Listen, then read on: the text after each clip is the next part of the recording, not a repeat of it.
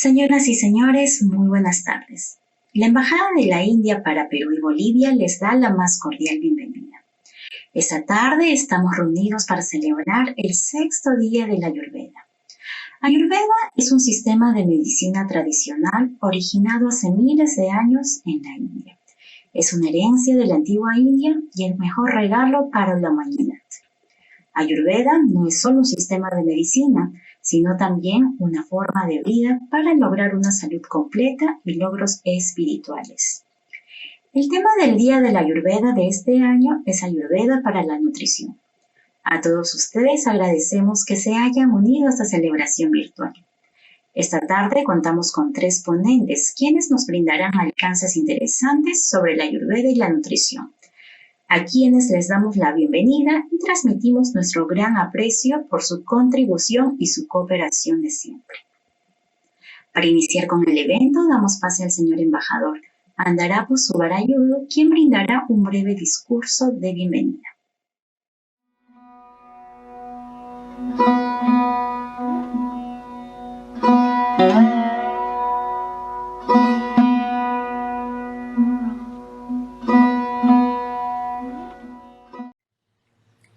Excellencies, distinguished guests, participants in Peru and Bolivia, members of Indian community and friends of India, Namaste, Buenas tardes.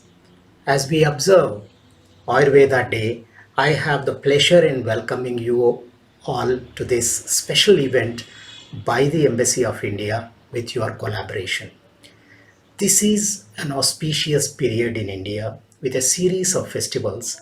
In 2 days from now, Diwali, the festival of lights, will light up the hearts of millions with joy, spiritual renewal, and sounds of music. It is about togetherness, compassion, and sharing, as also a reaffirmation of universal truths that good always triumphs over evil. Unity and harmony are virtues that produce the best outcomes. May these festivities bring strength to face the challenges posed by the pandemic. My warm greetings and best wishes for good health, happiness, and well being. Ayurveda is one of the most ancient sciences of life. It is a heritage of ancient India and a best gift to the humanity. The theme of this year's Ayurveda Day is Ayurveda for Nutrition. We have Dr. Himanshu Barua, Professor of Ayurveda at the Northeast Institute of Ayurveda and Homeopathy, speaking to us about the nutritional spectrum of Ayurveda.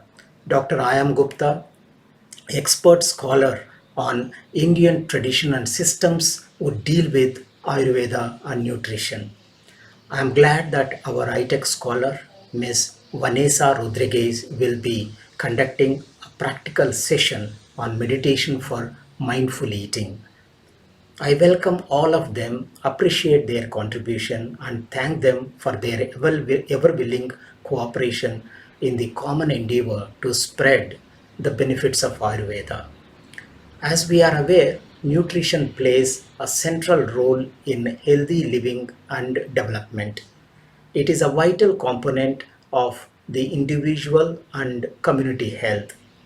It is an important factor for global communities' search for fulfilling the sustainable development goals. Malnutrition is a global health challenge. Ayurveda focuses on balanced nutrition through right choices, combinations, and cooking methods.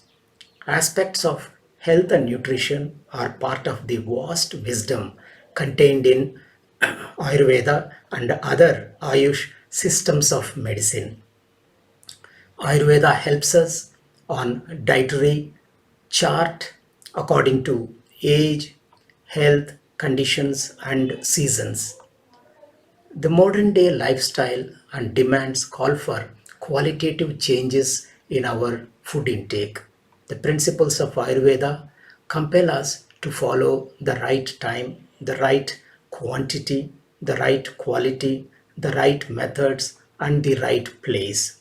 Ayurveda incorporates physical, psychological, spiritual, and social aspects of life. This is a discipline rooted in solid traditional wisdom based on scientific parameters. The use of Ayurveda has gained popularity and expanded globally. As the people are looking for better options for their well being, Ayurveda offers such options to maintain positive health. It gained people's trust over centuries of usage and is supported by an elaborate knowledge base. The Indian Vedic texts, especially Atharva Veda, have extensive references to Ayurvedic remedies and health prescriptions.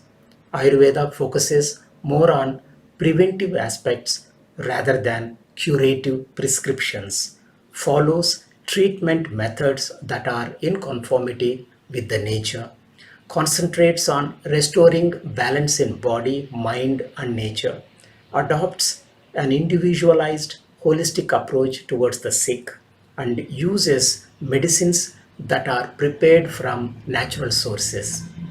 With over 3,000 hospitals and 500 colleges dedicated to traditional systems of medicine, India is a strong global partner. Ministry of Ayush, which deals exclusively with traditional systems of medicine in India, has extended remarkable support to forge cooperation with the ministries of health and universities in Peru and Bolivia. In the past 1 year, we have had a number of meetings, workshops, and exchange sessions on traditional systems of medicine, including Ayurveda. India, Peru, and Bolivia have inherited valuable traditions from their respective ancient past. We can only enrich ourselves through mutual cooperation in traditional systems of medicine. There is growing interest in Ayurveda worldwide, and Peru and Bolivia are very much part of this phenomena. At the Embassy of India in Lima, we have an exclusive Ayush information cell engaged in promotion of Ayurveda and other forms of traditional systems of medicine of India. Two excellent publications, namely Ayush Dietary Advisory and Traditional Food Recipes from Ayush Systems of Medicine, are released recently. These are available in soft format from the Embassy of India website and social media platforms. We will try to get them in Spanish. Please go through these publications and benefit from the suggestions contained therein. I invite you to benefit from Ayurveda for your well being and happiness. We value your participation in Ayurveda Day celebrations. Muchísimas gracias. Muchas gracias, señor embajador. Nuestro primer ponente es el doctor Himanshu Barra. Él es profesor del Instituto Neya Shillong, India. El tema de su ponencia es Ayurcéutica, el espectro nutricional de la Ayurveda.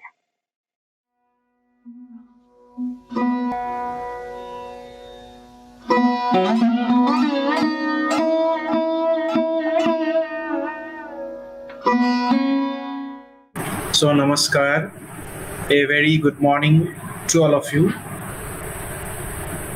Respected all the audiences, myself, Dr. Himanshu Barra, working as a lecturer at Sneha Shillong, India, will be talking about Ayurceutical, the nutritional spectrum of Ayurveda.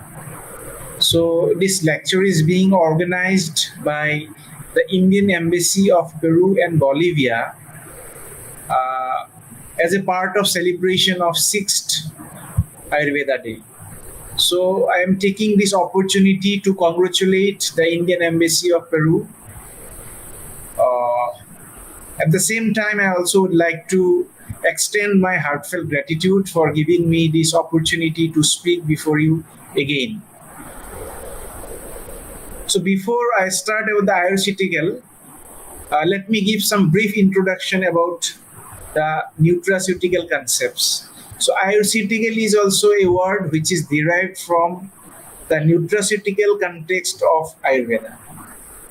So what is a nutraceutical? So a nutraceutical is a kind of food or a kind of product which provides nutrition to our body.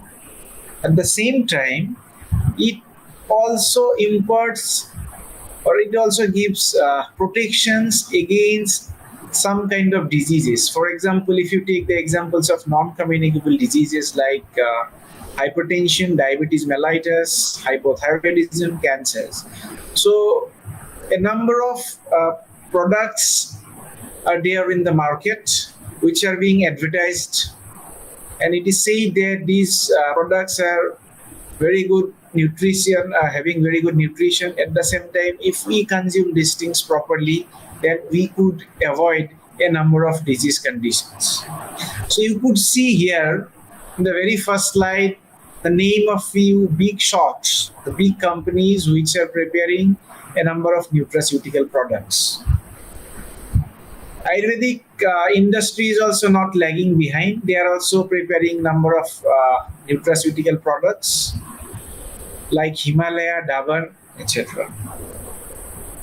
So nutraceutical word is also very commonly used. Nowadays, people have stopped or people forget to take food. Every time you offer or every time people talk about food, they always ask for the nutritional value. And seeing the demand and the market of the nutritional product, it seems like the world is free from any kind of disease. But practically, we can see the number of disease incidents are increasing and increasing. Then, although we are taking the nutritional foods, at one hand, we are taking the nutritional foods, and one hand, the number of disease conditions are also increasing. So that means whether these marketing companies, the big pharmaceutical giants, whether they are only looting money or they are also preparing some products which are beneficial for our health. So all these things we should discuss, but we'll be discussing these things in the context of Ayurvedic nutraceuticals. So the nutraceutical foods are different types of foods like functional food, functional beverages, some dietary supplements, some herbal supplements, etc. So this nutraceutical comes in between food and drug. So it includes number of different types of cereals, bakery, confectionaries, some dairy products. The dietary supplements might include some kind of vitamins, minerals, botanicals, some enzymes, proteins, and different other dietary supplements. So Ayurvedic nutraceutical is, as we are saying, the Ayurceutical is nothing but the nutritional product mentioned in the traditional system of Ayurveda. As we all know, Ayurveda is the oldest health and healing system of the Asian subcontinent, which has been in practice for thousands of years. So the main aim of Ayurveda is to preserve the health of a healthy individual, at the same time to alleviate the symptoms of a disease condition. So how we can preserve the health of a healthy individual, or how we can alleviate the symptoms of a disease condition. For that, what we'll have to do, we'll have to make a balance between the three humors, that is Vata, Pitta and Kapha. Also the body tissues, different types of enzymes which are responsible for metabolism, and the mind, soul and the sense organs. When there is a balance between all these things, then only we could achieve a proper health. And we could achieve this proper health if we follow certain principles. And while following the principles, there are a number of principles, like we'll have to avoid the causative factor for which a disease is coming or a disease is caused. There are some non-pharmacological measures, there are some pharmacological measures. So in today's discussion, we are going to talk about the pharmacological measures, which mainly include the diet and the drug. In the modern context of nutraceuticals, if you see, A drug is different from the nutraceuticals. But in context to Ayurveda, we consider both drug and diet under the nutraceuticals. And the diet is known as the ahara, and the drug which we often use as a nutraceutical are considered as rasayana. So we'll be discussing all these things in the subsequent slides. But to preserve the health and to alleviate the symptoms of the disease, we have to approach by some Ayurvedic means. And this approach we can divide into three things. In the three segments rather. The first segment is the pro-natural segment or the pro-natural approach. Second is the holistic approach. And third is the personal approach. So as we all know, whenever we are having any kind of disease or our body, if it is afflicted by certain by some disease-causing factors, so it exhibits a number of symptoms. But at the same time, the body also tries to heal. The body tries to heal itself through some natural process that is known as the auto-healing. Sometimes the body recovers, and sometimes it needs external intervention also. That is the artificial intervention. But since the body tries to heal itself, so we'll have to observe at least for some duration. And while intervening externally also, we should always plan the artificial intervention in such a way that the organism remains protected by the nature. In that condition, natural diet and food plays a very important role. Similarly, when we are treating a disease, we should treat not only the disease but the person as a whole, because we consider our whole body and mind as one unit. So, leaving the reductionist approach, we'll have to treat the whole patient or the whole person, and which is known as the holistic approach.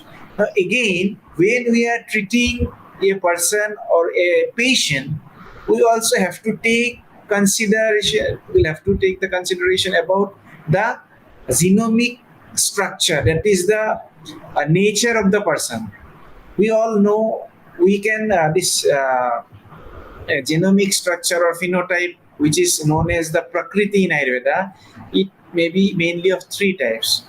The person which is predominant of the Vata, this is the humor, three humors as you all know, Vata, Pitta and Kapha. So someone will be predominant of Vata, someone will be predominant of Pitta, and someone will be predominant of Kapha.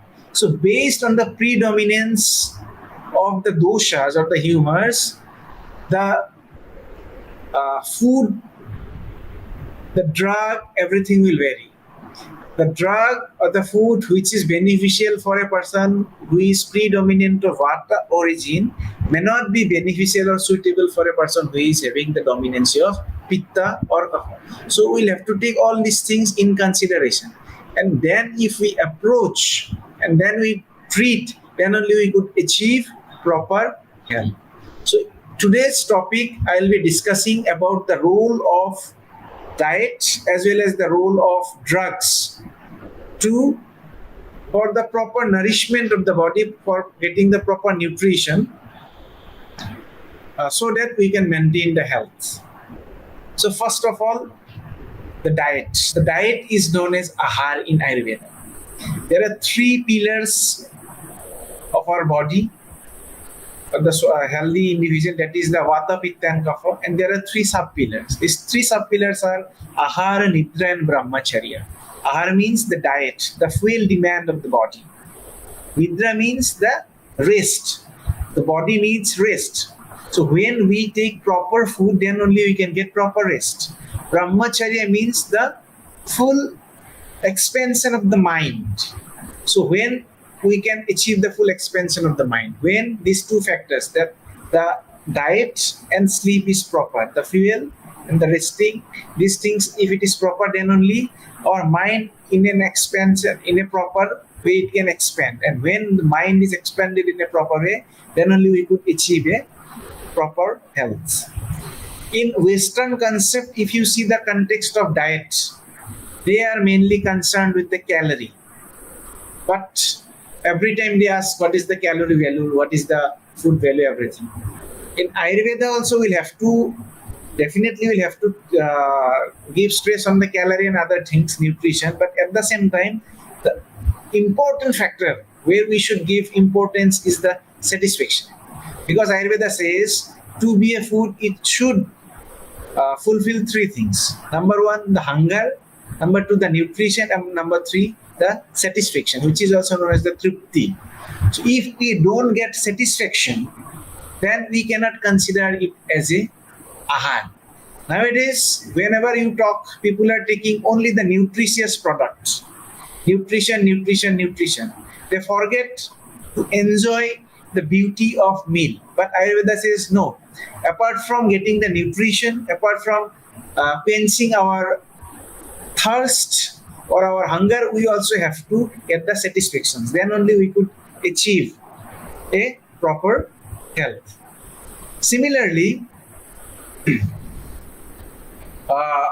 in the context of the drug, there are some varieties of drug which are known as the rasayana drug. So these rasayana drugs are mainly used for a healthy individual also, for a disease individual also. So that also depends on different conditions. So we will be discussing these things one by one. So first I will take about the role of diet as nutraceutical. So Ayurveda says that there is a wholesome diet and unwholesome diet. Ayurveda says that a diet which is beneficial for you may not be beneficial for me. Suppose a diet which is suitable for a person who is predominant of vata may not be suitable for the person which is predominant from the pitta. So in that condition, you directly cannot say this is bad or this is good. In modern medicine, contrary to Ayurveda, they talk everything in the black and white. This is bad, this is good. Okay, but in Ayurveda, according to the individual, we'll have to decide whether the food is good for him or her or whether it is suitable or not. So, having said that, there is a concept of wholesome food. So, what is a wholesome food?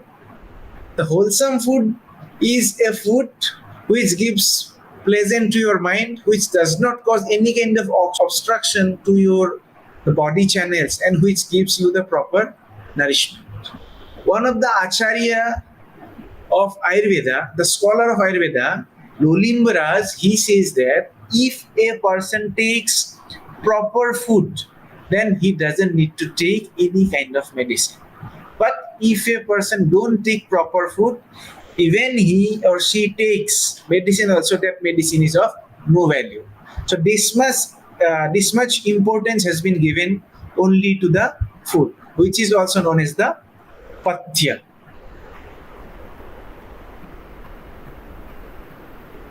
So when we talk about the food value or the diet, our importance should go first to the women and the children, because the health status of any country is mostly determined by the health status of the women and children.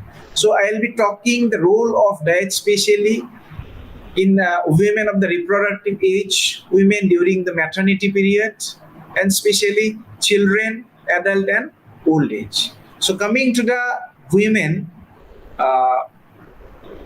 Ayurveda gives much importance to the diet habit of the women, because as we all know,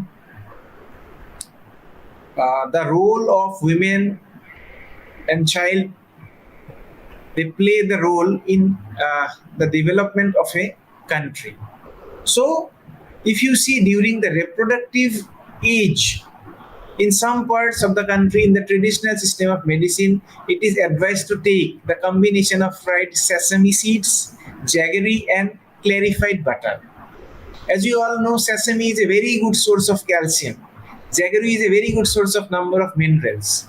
And ghee, the clarified butter, has got plenty of nutritional values. So during the reproductive age, it is believed that these kind of products, if we prescribe to a healthy woman also, it helps in the establishment of the proper menstruation by cleansing the uterus. And also it helps in proper gaining of the weight. It is also advised to give some kind of cooked flour of fenugreek seed along with some rice flour and salt and clarified butter. The fenugreek is very much rich in protein and it also helps in gaining the weight. It relieves different types of inflammation and especially the pelvic region congestion. It also helps in proper growth of the girl when given for few months.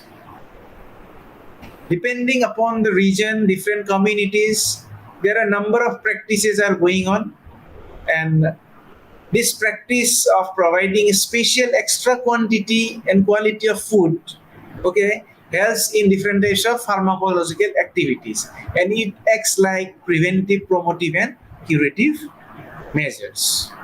Coming to the pregnant women, a number of measures have been given which come under the antenatal care.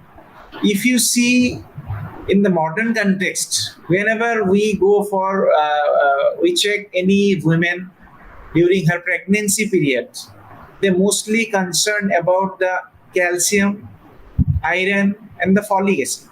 Definitely these are needed. But if we see in a holistic approach, apart from giving these things, we also have to think about the nutrition, because that the nutrition which we are going to provide to the to the women or the pregnant women, it also will, because the fetus is also going to receive all the nutrition.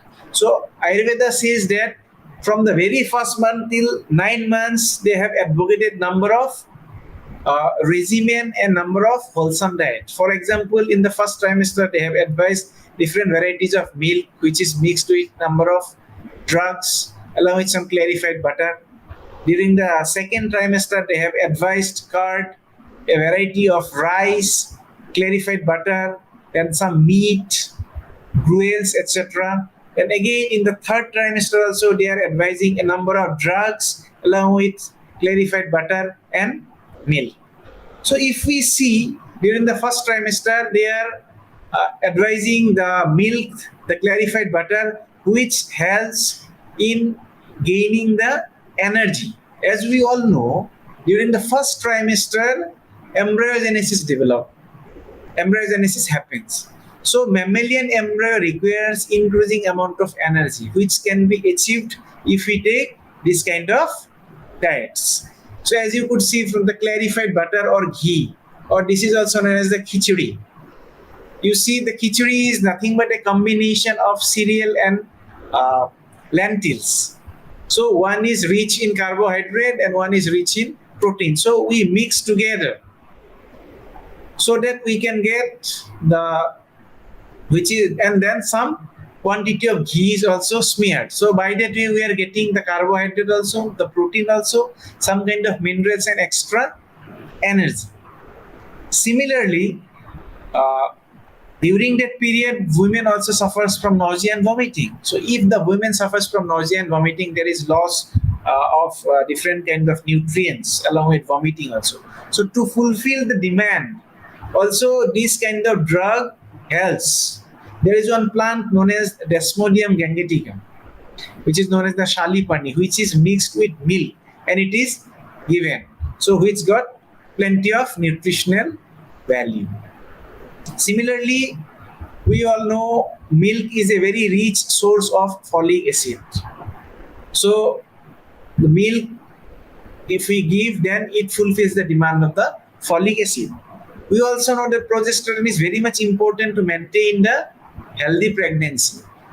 Again, milk is one of the richest source of progesterone. Similarly, if you see the second trimester of the women, mostly the growth of the baby occurs through cellular hyperplasia and cellular hypertrophy. So in that condition, mostly the body requires the protein. Again, the protein is coming from different varieties of medicated milk and some meat, different varieties of meat. Some varieties of rice is also mentioned, that is known as the Shastika rice. As we all know, the last months of the second trimester, sometimes the pregnant women develops pedal edema. So we also advise a drug that is known as Tribulus terrestris, which when mixed with milk and a formulation is prepared, and when you advise, so this Tribulus terrestris has got the property of reducing the edema because it has got the diuretic property. So apart from providing the nutritional benefit, it also helps in reducing the the pedal edema, and by that way it helps in preventing the preeclampsia condition also. Similarly, in the third trimester also, we are providing the Desmodium gangeticum plant, which is basically a diuretic, anti-inflammatory, then having some weight gaining properties also. So this is the image of Desmodium gangeticum. During the 7th month, the fetal lung develops. So Solanum indicum is advised again with milk, which contains a number of steroidal alkaloids, and we know these steroids are very much helpful for the lung maturity. Similarly, during 8 months, also the pregnant woman is given some kind of gruels and some kind of soup to fulfill the demand. This will not only help in increasing the weight, but also helps in development of proper breast milk after the delivery of the baby, which is very much important. Now coming to the children, we all know for the first 6 months generally it is advised only for exclusive breastfeeding. But sometimes it happens like if the mother is not getting proper nutrition, breast milk is not fully coming. Sometimes the child also develops some kind of disease conditions for which it cannot suck properly. So in that condition, we always move for some alternative milk product, which are prepared by some giant pharmaceutical companies.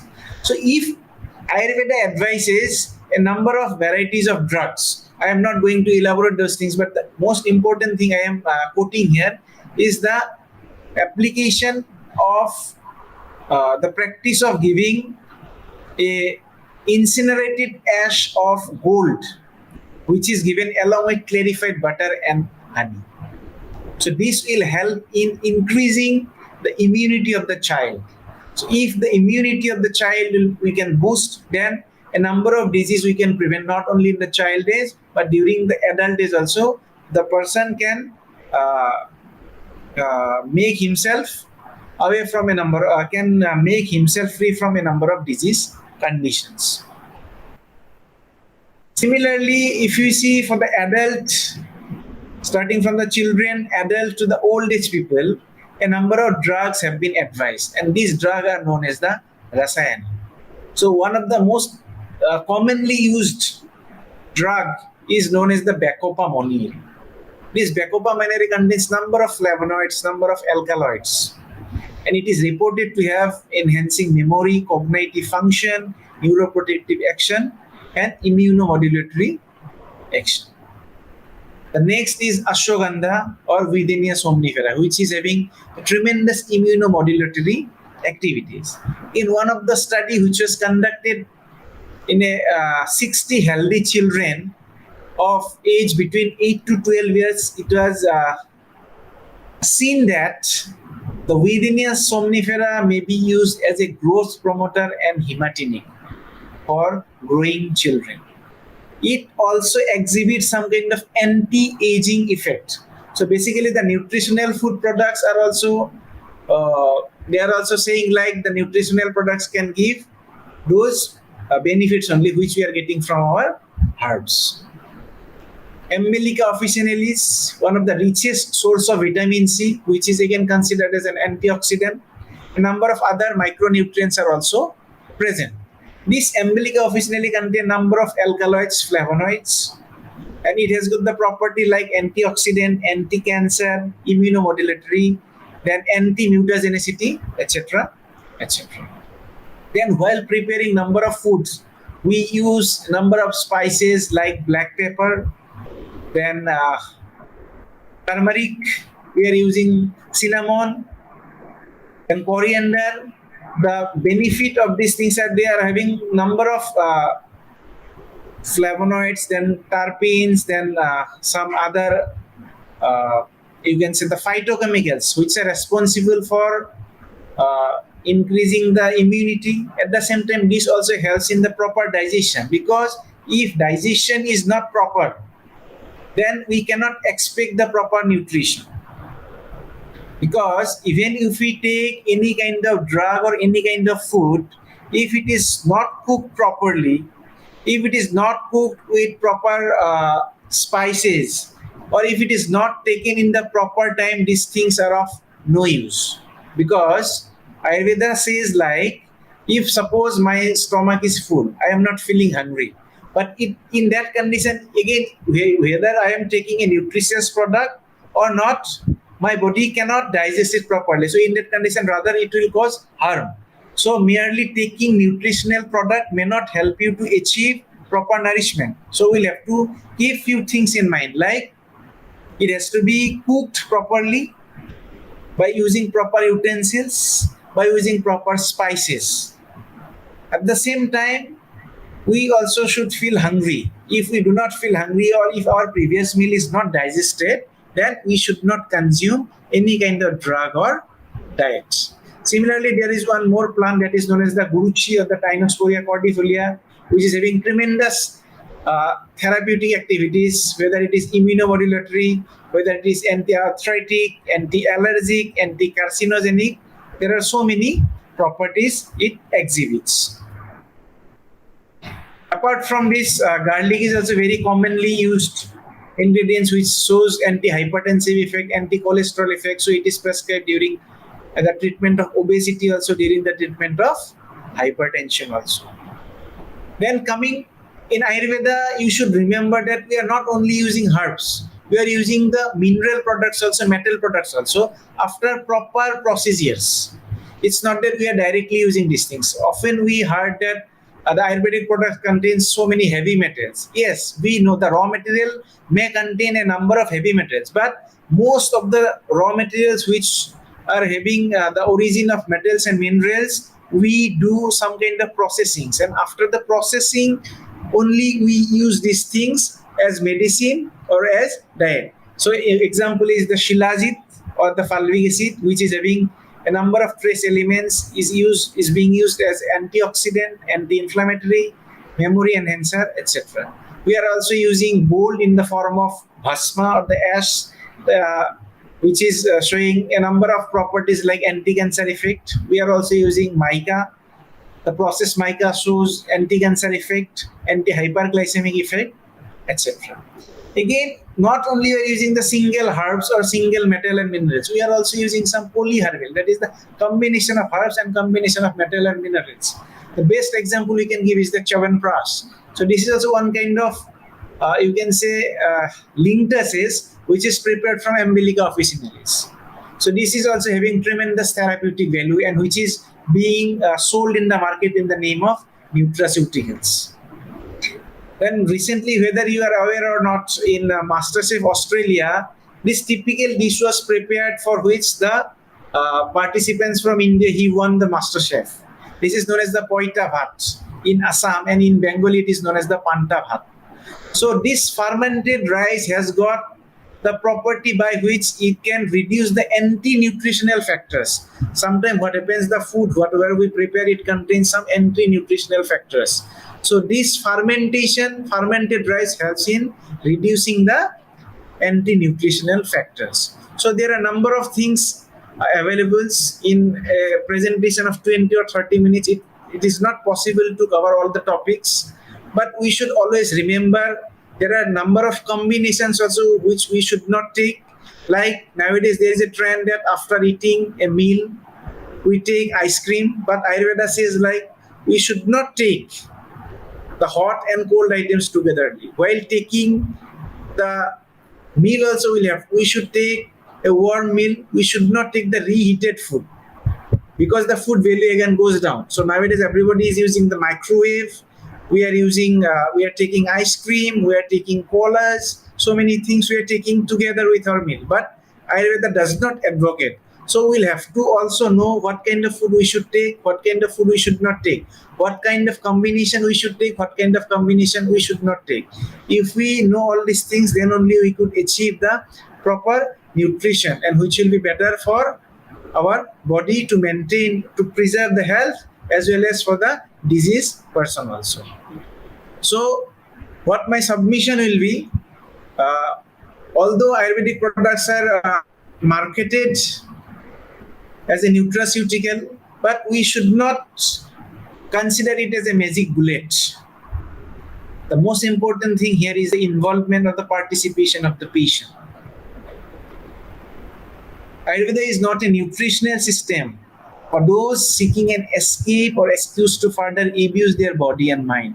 It's a system of empowerment, a system of freedom and a long life. So my submission at the last will be, we should adopt Ayurveda. We should take the nutraceutical products also, but before that we should at least try to know the important things, because nowadays in the market, in the name of nutraceuticals, the companies are selling anything. I have recently, I was attending one seminar and one of the speakers was saying like, because mostly the nutraceutical products are approved by the US FDA. And the speaker was saying like, if whatever the products are available in the earth, under the sun, the US FDA will try to sell everything in the name of nutraceuticals, because it is very difficult to sell medicine as a drug. But when it comes to the nutraceuticals, the companies can easily market and they can easily sell.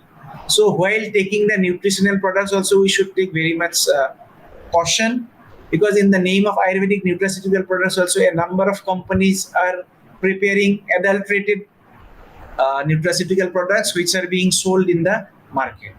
So at last but not the least, again I am saying we should adopt Ayurveda for a healthy living, and for that condition also the role of diet and some drugs, especially the Rasayan drug, plays a great role.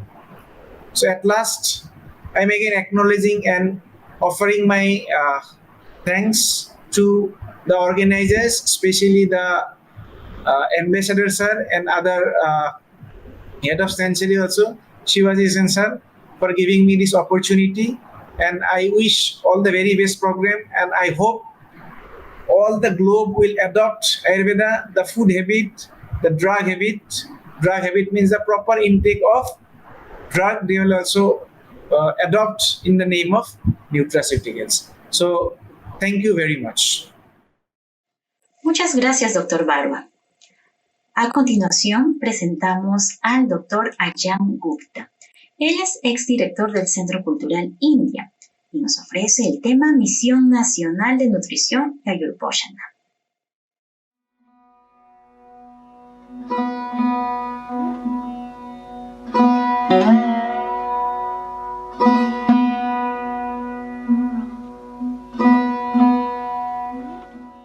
Greetings to one and all, and wish you all a very happy Dhanteras.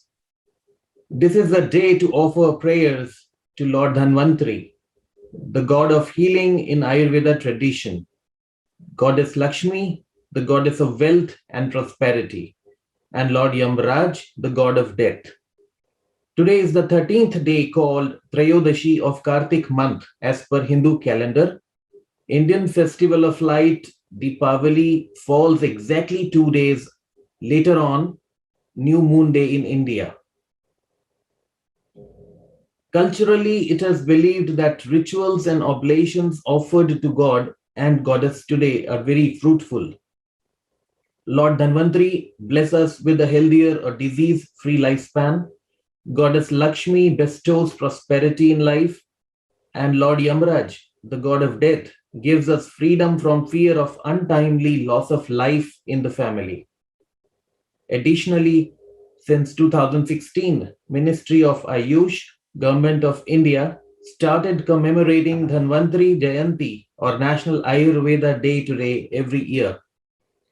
The objective of the ministry is to create a sense of awareness on Ayurveda among general population to promote Ayurvedic principles of healing in society, and also to significantly boost the confidence of Ayurveda doctors worldwide in treating common disease ailments at the primary care as well as tertiary care.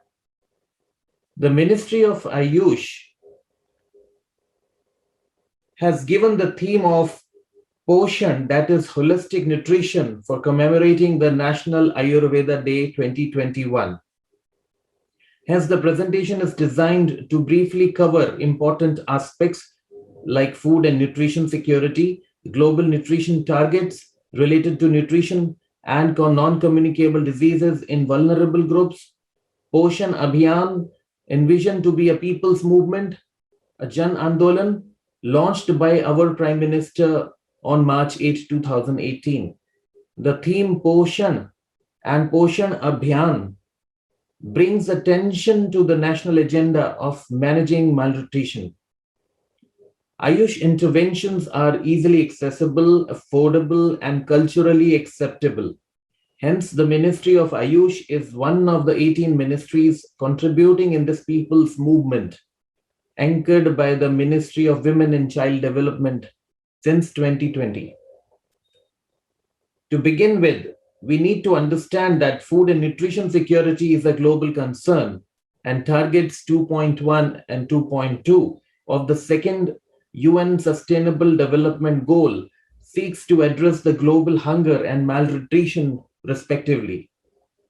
There is an imminent need to transform food systems for food security, improve nutrition, and access to affordable, healthy diets for all, as emphasized in the latest report published by Food and Agriculture Organization of United Nations. The report, titled "The State of Food Security and Nutrition in the World," is accessible online. Every Indian citizen has a right to health inherent in the right to life and personal liberty under Article 21, read with Articles 39A and 47 of Indian Constitution. The Indian Constitution thus makes the right to food a guaranteed fundamental right, which is enforceable by virtue of the constitutional remedy provided under Article 32 of the Constitution. The Green Revolution in India in 1960s was led by M.S. Swaminathan, a plant geneticist. According to him, it has been our failure to see malnutrition as more than a health issue and nutrition as more than calories. Example, Indian National Food Security Act of 2013 talks about ensuring minimal calories to each individual. Hence, he advocated for a paradigm shift in policy from food security to nutrition security. Food security is simply availability and access of food to all people, whereas nutrition security is physical, economic, and social access to balanced diet, clean drinking water, sanitation, and primary health care. Nutrition security demands an intake of a variety of foodstuffs to gain essential micro and macronutrients. So instead of just concentrating on macronutrients like calories and proteins, we must also concentrate on a whole range of micronutrients such as vitamin A, vitamin B12, iron, iodine, zinc. We must not neglect non-food factors such as clean drinking water, sanitation, healthcare, and so on. According to the Professor Swaminathan, malnutrition is not just a health issue to be handled by Ministry of Health alone. It is in fact a broader global issue involving food and livelihoods. We must acknowledge the relationship between health, nutrition, agriculture, and employment.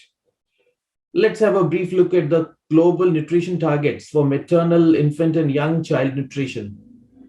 Let's have a look at the targets here in the slide. There is a need for 50% reduction in anemia among women aged 15 to 49 years, 30% reduction in low birth weight among infants, exclusive breastfeeding in first 6 months needs to be promoted and increased to at least 50%. Among children up to 5 years of age, 40% reduction in stunting and also reduction of wasting to less than 5% is targeted. There should be no increase in overweight among children under 5 years of age. Now, this is a statistical data that shows that malnutrition persists at high levels globally, leading to wasting, stunting, hunger, etc. among children up to 5 years of age.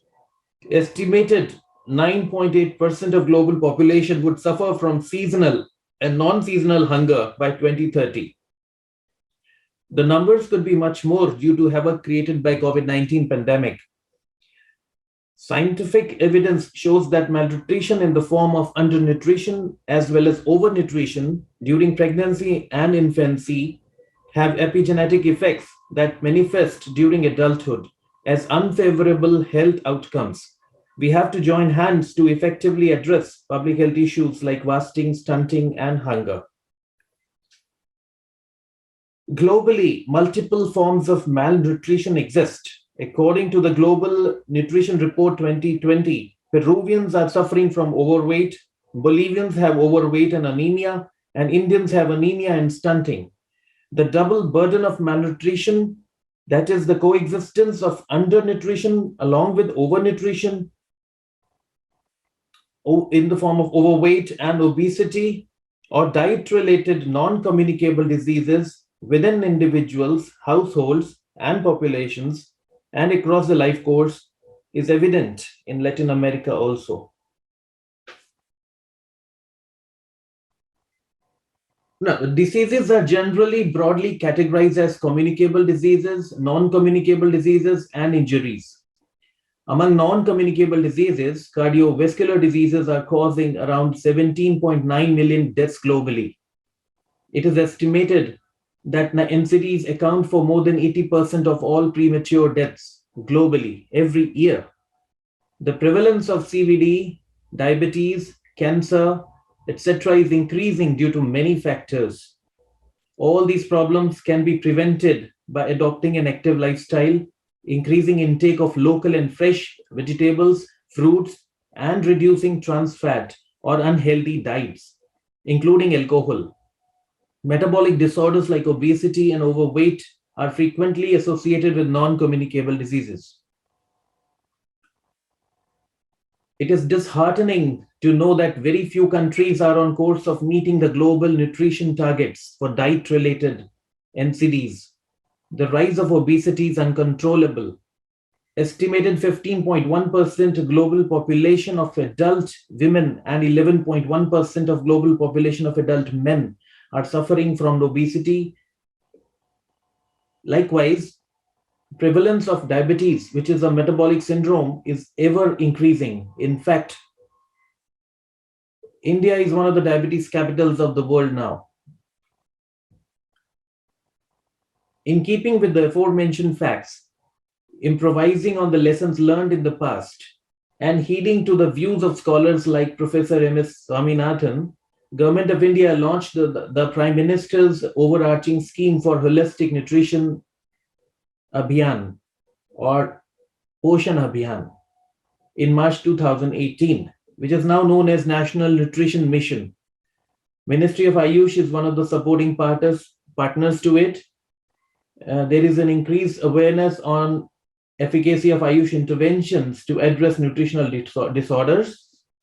Crores of Indian citizens now have access to these interventions through Anganwadi centers, Ayush healthcare facilities, community events like National Nutrition Month or Rashtriya Poshan Month,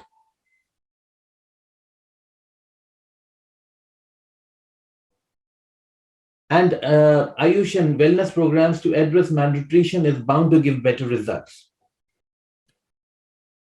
Now, this is just a snapshot of robust Ayush infrastructure in India.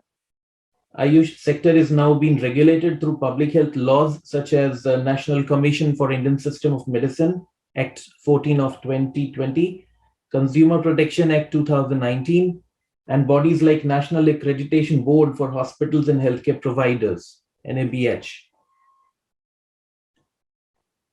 The month of September every year is designated as Rashtriya Poshan Maha or National Nutrition Month. The objective is to bring nutrition to the center stage of national development agenda. to accelerate the improvements in the nutrition of children, adolescent girls, pregnant women, and lactating mothers. It aims at reducing stunting, undernutrition, low birth weight, and anemia. It is people's movement, realized through the convergence of 18 ministries of Government of India, community engagement, advocacy, partnerships, promising use of technology and transmedia. During the third Nutrition Maha 2020, that is on September 20, 2020, Ministry of Women and Child Development signed a memorandum of understanding with the Ministry of Ayush to integrate Ayush systems with the nutrition interventions across the country. Myriad activities are being organized. Some are shown on the slide here.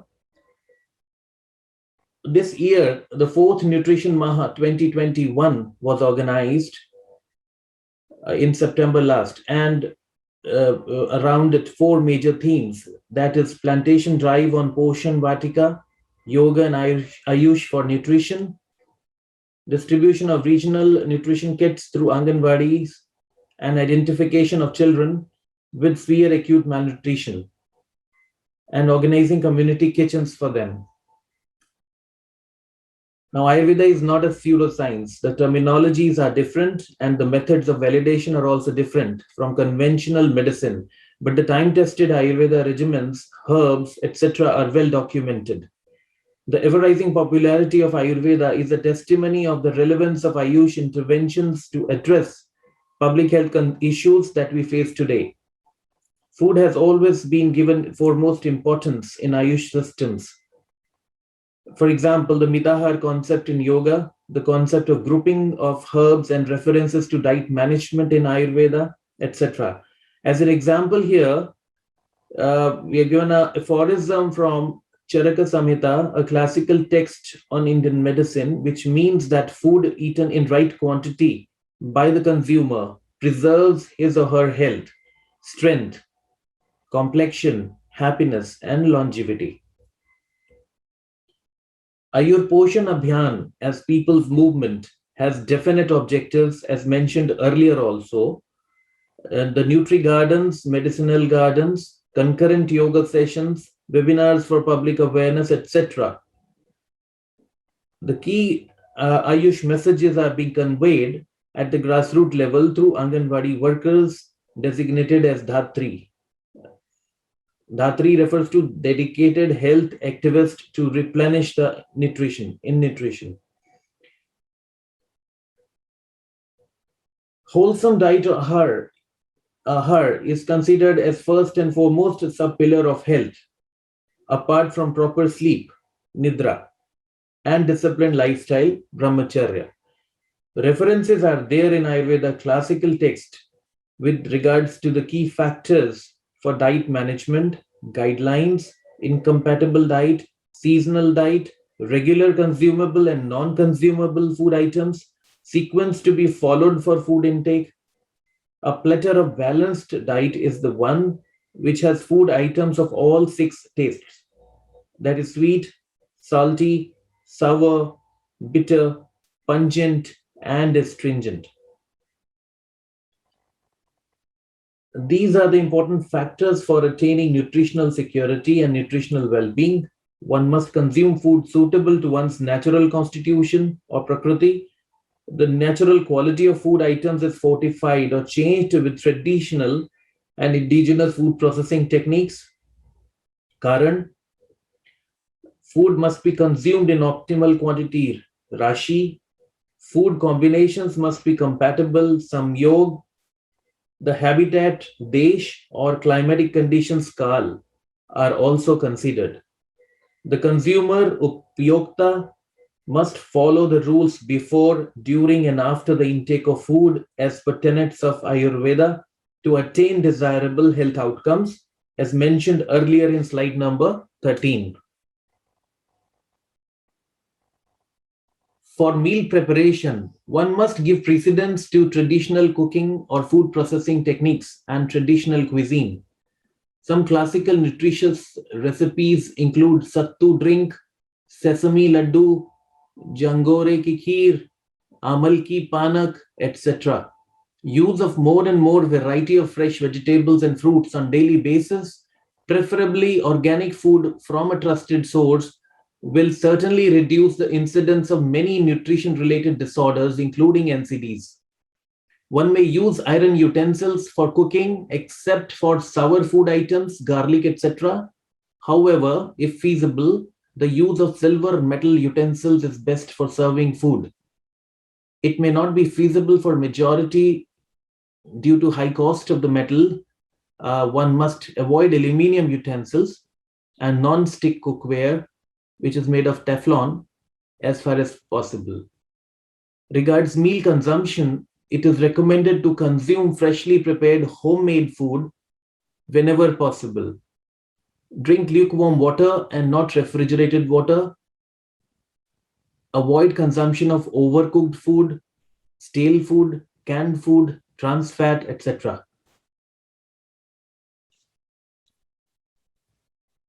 I'm thankful to the Indian Mission for yet another opportunity to interact with you all, given the limited time. I've tried my best to give you a comprehensive overview of the global issues relating to food and nutrition security. Hope you have benefited from the information shared here. Some of the e-resources are mentioned here for prospective readers. I'm aware that Peru has one of the best cuisines in the world. Traditional Peruvian foodstuffs must be used. I would be very happy if you try and develop Peruvian Ayurveda incorporating some of the basic tenets that were introduced here. To learn more about Indian cuisine, using local produce, common kitchen remedies in Ayurveda, etc., you may please consult the members of Indian diaspora currently based in your region. Best wishes, stay safe, stay positive, and eat healthy. Thank you. Excelente presentación, Dr. Gupta. Muchas gracias. A continuación, tenemos a la licenciada Vanessa Rodríguez. Ella es psicóloga y ex becaria AITEC. Ella nos brindará una sesión práctica de meditación para una alimentación consciente.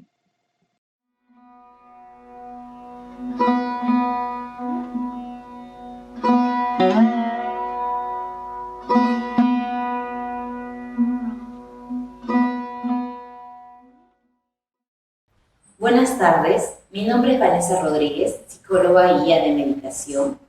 Muchas gracias a la Embajada de la India por esta sesión. Hoy día, en el marco internacional del Día del Ayurveda, vamos a tener una sesión de meditación. La meditación es una herramienta fundamental de la Ayurveda, ya que ayuda a nuestra salud física y salud mental.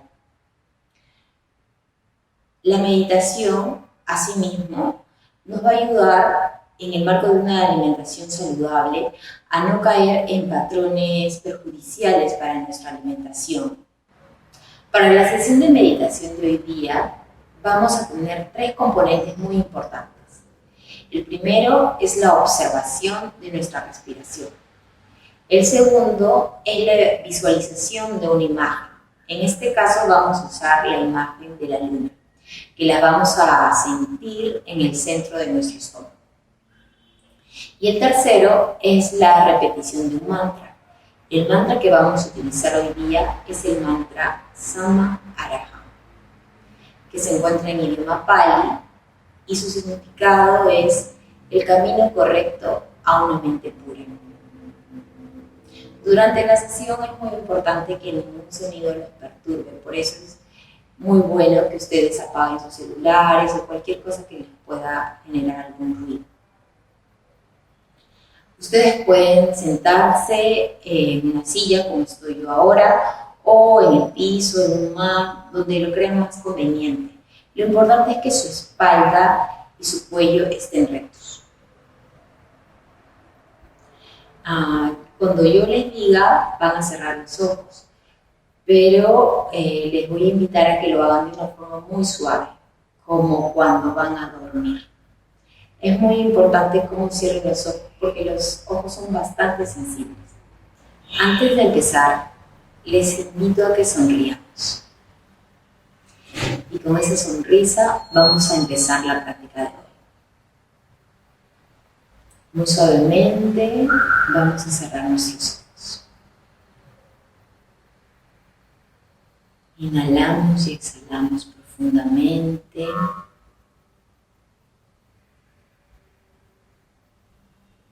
Inhalo y exhalo profundamente.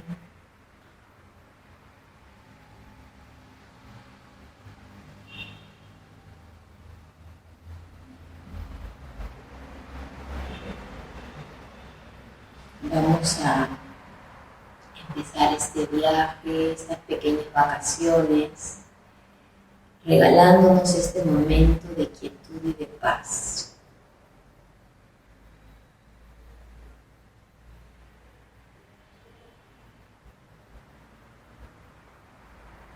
Inhalo y exhalo profundamente.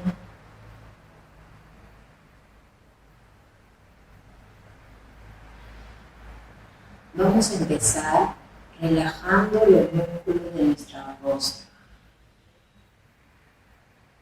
Inhalo y exhalo profundamente y relajo los músculos de mi frente, mis párpados, mis mejillas, los músculos de mi nariz, mi lengua. Relajo todos los músculos de mi rostro. Ahora empiezo a relajar los músculos de mi cuello, mis hombros. Relajo mis brazos, mis manos. Relajo mi pecho, relajo mi abdomen, relajo mis muslos, relajo mis piernas, relajo todo mi cuerpo hasta la punta de mis dedos de mis pies. Inhalo y exhalo profundamente. Con cada inhalación me siento más liberada. Con cada inhalación inhalo paz. Inhalo compasión. Inhalo amor.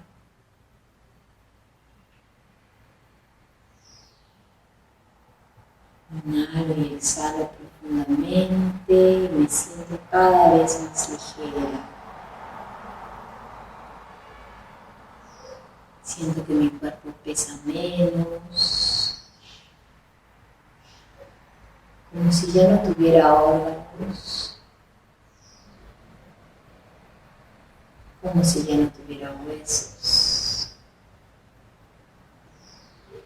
Inhalo y exhalo profundamente.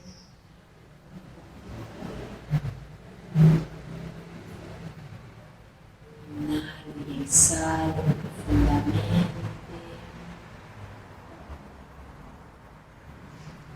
Si algún pensamiento llega, lo dejo ir como si pasara una nube. Inhalo y exhalo profundamente.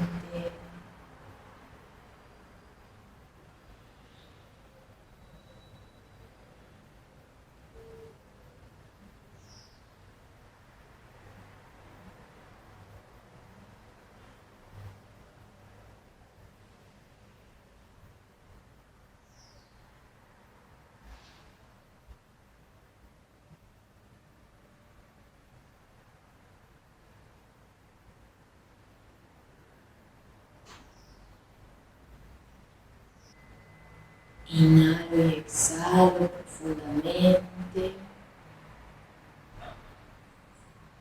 Ahora que ya he relajado mi cuerpo, voy a empezar a relajar mi mente. Inhalo y exhalo profundamente. Y voy a imaginar que estoy en medio de un bosque hermoso, con árboles muy grandes, verdes, con un cielo celeste, con una luz de sol muy hermosa. Inhalo y exhalo profundamente. Me echo en medio del pasto. Me lleno de toda esa energía maravillosa de la naturaleza. Inhalo y exhalo profundamente. Y veo cómo en el cielo las aves pasan. Si viene algún pensamiento, también lo dejo pasar. Inhalo y exhalo profundamente.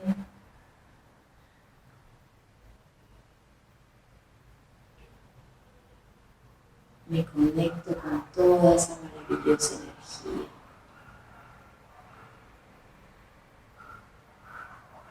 Ahora voy a imaginar que en medio de este hermoso bosque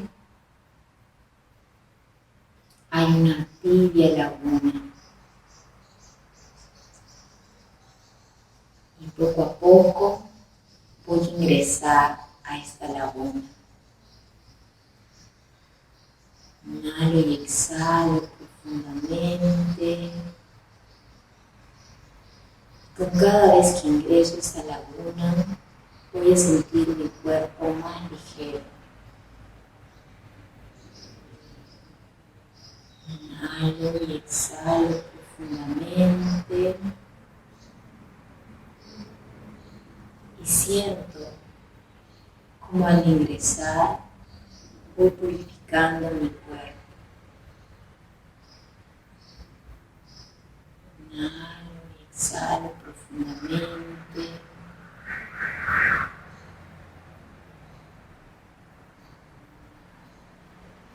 Disfruto esta tibieza, esta calma y esta paz.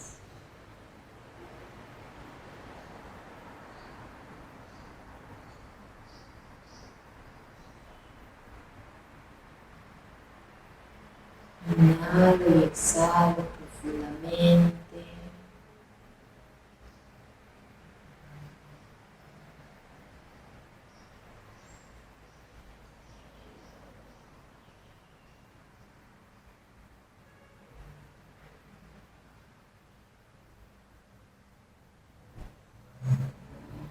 Y ahora poco a poco y muy lentamente voy a salir de esa laguna, sintiéndome mucho más ligera. Inhalo y exhalo profundamente.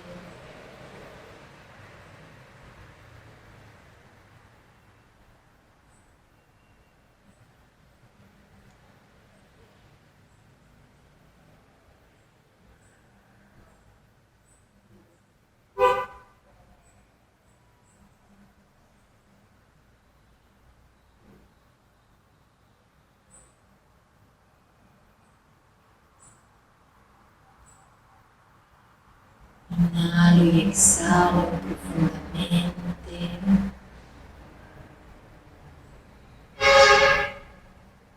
Ahora que ya he relajado mi cuerpo y mi mente,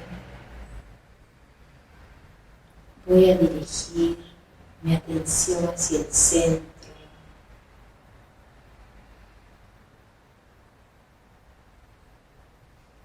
Voy a dirigir mi atención a la casa de nuestra mente.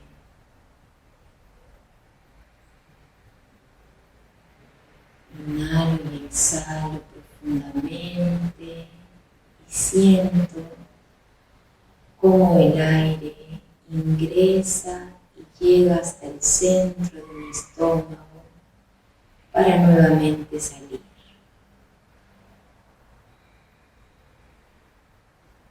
Inhalo y exhalo profundamente. Y en ese centro de mi estómago voy a imaginar una luna brillante y hermosa. Inhalo y exhalo profundamente y me lleno de la energía luminosa de esa luna. Siento su frescura, siento su luz.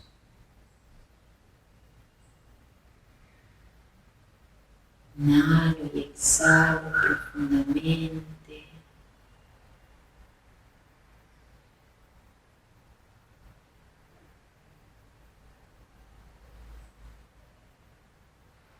Sintiendo ese brillo. Inhalo y exhalo profundamente.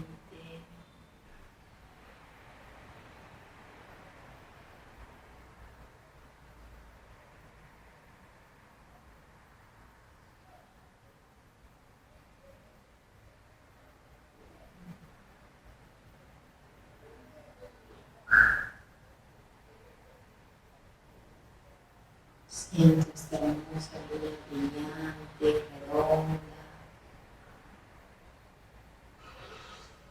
Y ahora a esta luna voy a acompañarla de un mantra que se expande desde ese centro.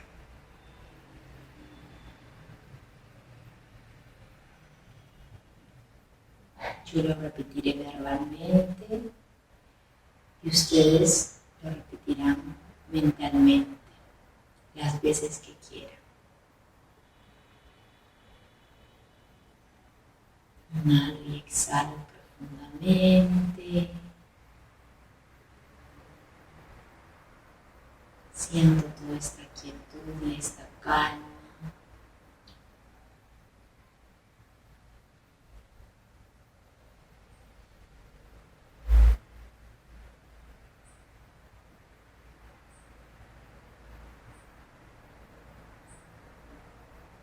Samma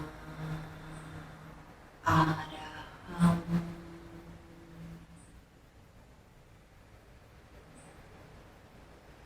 Samma Araham.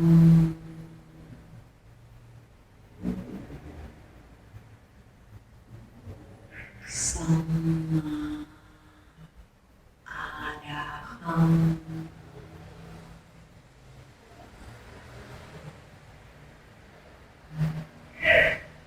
Samma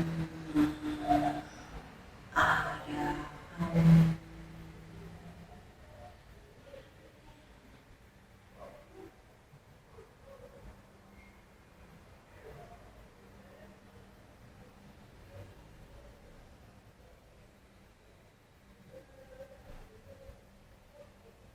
Samma Araham.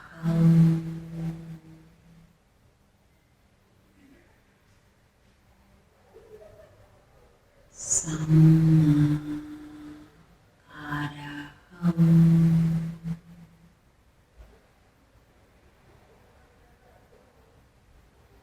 Samma Araham.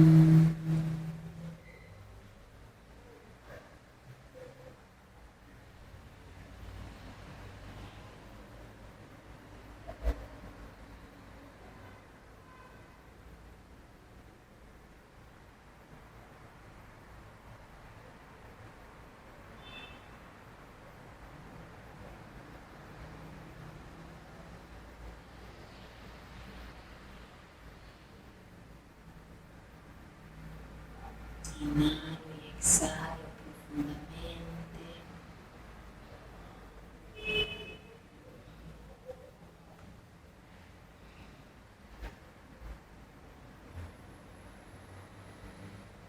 Sam Araham. Siento como el sonido del mantra se expande desde el centro de mi estómago. Sam Araham.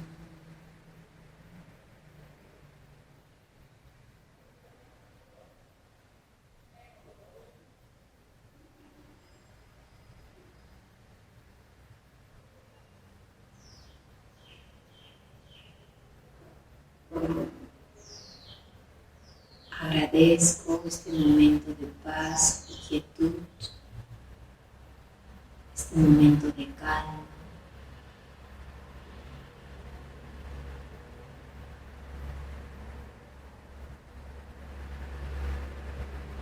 Agradezco a la vida por esta oportunidad.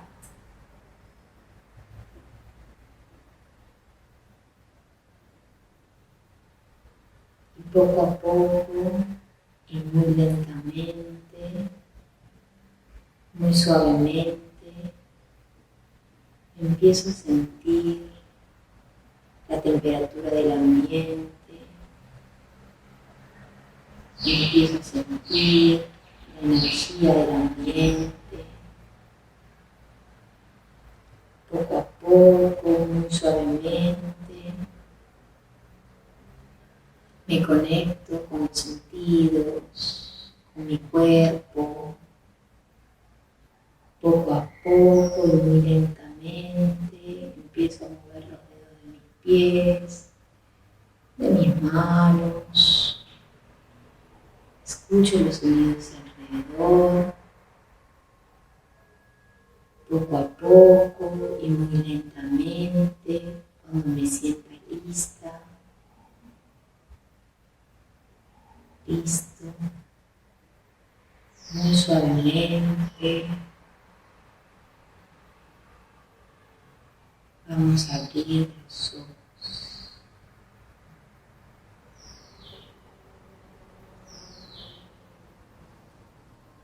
Espero que hayan tenido una bonita sesión. Muchas gracias. Muchas gracias, licenciada Rodríguez. Y es así como terminamos este programa virtual. Esperamos que estas presentaciones hayan sido de su agrado. La Embajada de la India para Perú y Bolivia quiere agradecer a todos ustedes por unirse a esta celebración. Que tengan muy buenas noches.